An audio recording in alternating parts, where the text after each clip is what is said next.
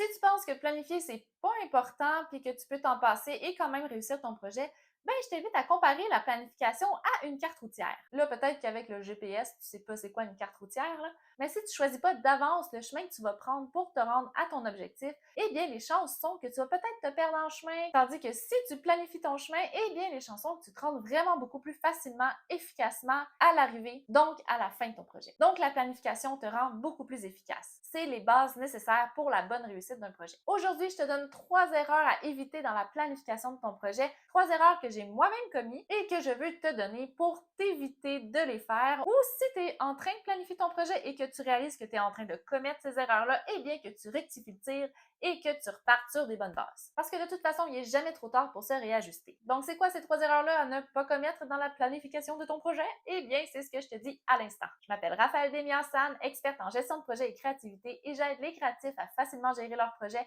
et les gestionnaires à optimiser leur créativité. Reste avec moi, ça commence maintenant. Mais avant de commencer, je t'invite à t'abonner à ma chaîne YouTube pour t'assurer de ne rien manquer des vidéos que je partage. Tu peux aussi t'abonner à mon infolettre. J'y partage des trucs et des astuces. Je l'envoie une fois par mois et je t'ai mis le lien dans la description de cette vidéo, juste ici. Et là, on commence pour de vrai. Go!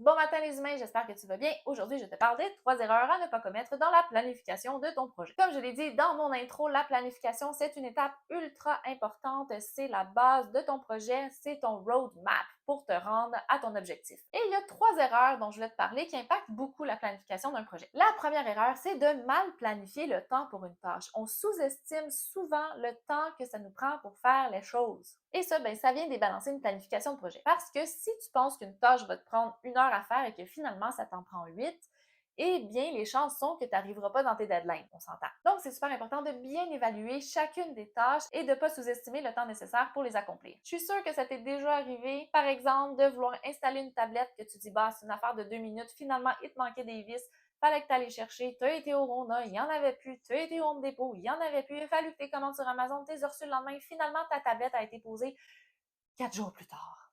Ben ça, c'est un bon exemple qu'il ne faut pas sous-estimer le temps que ça prend pour accomplir une tâche. La deuxième erreur, c'est de planifier seul. C'est très rare qu'un projet se fait seul. Même si c'est un projet personnel, il implique souvent d'autres gens. Là, vous allez me dire, ben non, moi je fais mon projet tout seul, là, j'ai pas besoin de personne. Mais les chances sont qu'il y a des gens impliqués dans ton projet. C'est pour ça qu'il faut que tu planifies. Parce que tu peux pas assumer le temps que les autres ont à t'accorder pour ton projet. Et ça vaut dans n'importe quel type de projet. Si par exemple, tu demandes à un ami de réviser ton premier chapitre pour ton livre et que toi, tu avais prévu que ça lui prendrait 1 semaine, mais que finalement, ça lui prend un mois parce que dans sa vie, il y a d'autres choses et qu'elle n'a pas eu beaucoup de temps pour son projet, bien malheureusement, ça va retarder toute ta planification, tout ce que tu avais prévu et donc ton deadline. C'est pourquoi de l'impliquer à la planification, lui demander en amont si cette personne-là a le temps pour ton projet, ça va vraiment t'aider à mieux planifier. Et ça vaut aussi pour des parties prenantes externes. Donc, par exemple, si tu voulais imprimer une de tes œuvres sur un canevas pour la fête de ton ami, puis que finalement, tout est prêt, tu arrives à l'imprimeur, puis que tu pensais que ça allait prendre 1 heure ou une journée, qui finalement te dit que ça prend un mois pour l'impression sur ce genre de canevas-là,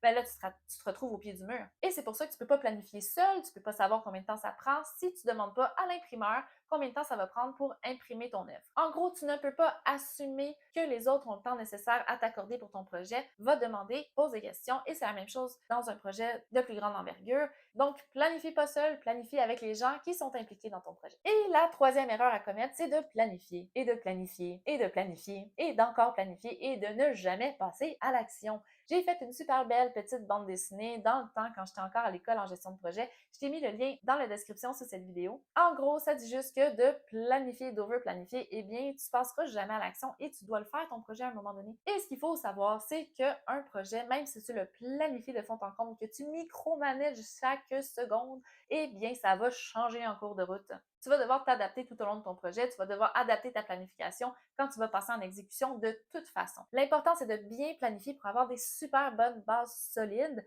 Mais après ça, quand tu vas passer en exécution, c'est sûr qu'il va y avoir des imprévus, c'est sûr qu'il va y avoir des embûches. Je ne veux pas te décourager, là, on s'entend. Si tu pars avec les bonnes bases, c'est beaucoup plus facile de te rendre à ton objectif à la fin de ton projet que si tu pars avec rien et que tu essayes de deviner où tu t'en vas. Donc, bien planifié, super important, mais à un moment donné, il faut que tu passes à l'action. Et ça m'est arrivé d'avoir des projets que j'ai over-planifiés et je le recommande pas. Il est trop tard, là, c'est passé, on passe à autre chose. Donc, s'il vous plaît, planifie bien. En gros, planifie efficacement et passe à l'action un moment donné, il faut arrêter de planifier. En résumé, je te tourne ça au positif pour m'assurer que tu fasses une bonne planification de projet. Premièrement, assure-toi de bien évaluer le temps pour chacune de tes tâches.